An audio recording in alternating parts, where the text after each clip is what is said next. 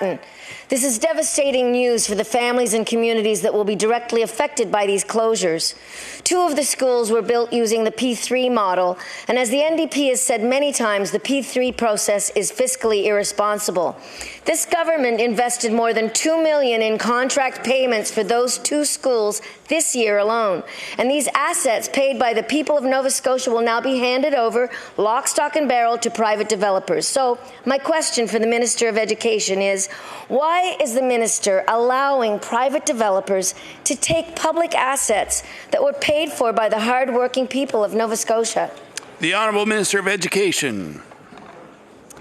Thank you, Mr. Speaker. Thank you to the member for the question. And I would like to begin by congratulating the communities in Cape Breton who have wrestled with and made some very tough decisions, but they made them in the best interest of the students. As every member in the House knows, school reviews have for a long time and will continue to be emotional activities for communities to go through. We believe that the changes that were made in the school review process have allowed things like the Cape Breton decision to be more acceptable because the community are part of the decision making. So I'm very proud of the work the folks in Cape Breton did, and I'm very pleased to know that they are looking forward to how they can provide facilities that provide quality programs for their kids. The Honourable Member for Truro, Bible Hill, Millbrook, Salmon River.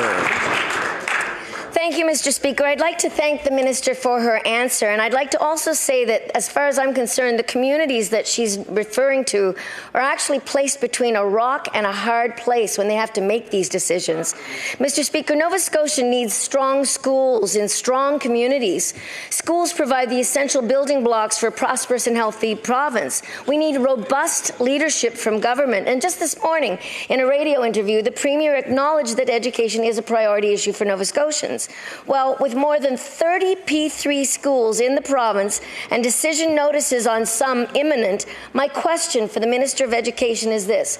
Will the minister tell Nova Scotians how she plans to address the fiscally irresponsible and reckless situation created by the P3 school contracts? The Honourable Minister of Education. Thank you, Mr. Speaker. And to respond to the first part of the question, I'd like to remind everyone in the House that it's not the mortar and bricks that make a school, it's what takes place in the classroom in the school.